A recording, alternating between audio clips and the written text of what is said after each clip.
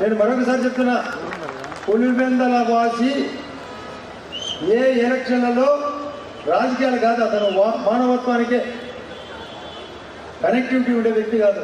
మన 3 రోజులప్పుడు గమనించారు కేసు వివేకానంద రెడ్డి గారి కేసు.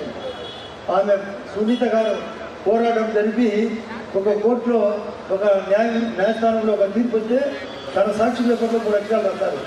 ఏదో వాళ్ళు పొడిచినట్టు వస్తుంది బండారం బయటికి. మీరు ఏం చేసినది మనమే మేము చూపించాం. 330 ఎక్కడో కూడా బీటెక్ అని చెప్పినట్టు సినిమా చూపించాం. 10% ఓట్లు రాకుండా చేసినాం. ఇదే మా యొక్క కలయికతో ఇదే సవితమ్మ గారు ఇన్ఛార్జి మంత్రిగా అక్కడికి వచ్చారు. 10% ఓట్లు రాలే.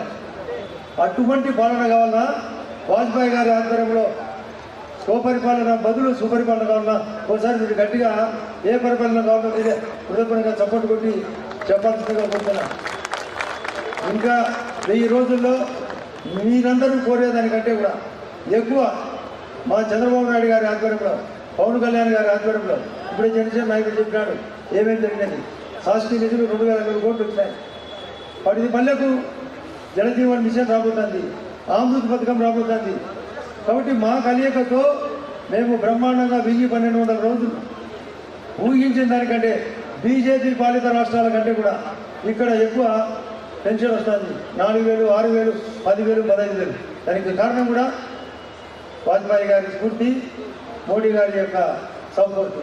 అన్ని చోట్ల మా వంతుగా సాయం చేస్తామని రేపు పులివెందులలో కూడా మళ్ళీ వాళ్ళు చెప్పే మాట. ఎందుకంటే పాపం పులివెందులలో ఆయన బీటెక్ వెళ్ళి ఒక మాట అన్నాడు, నేను నాకు ఇష్టపడలే ఆ మాట.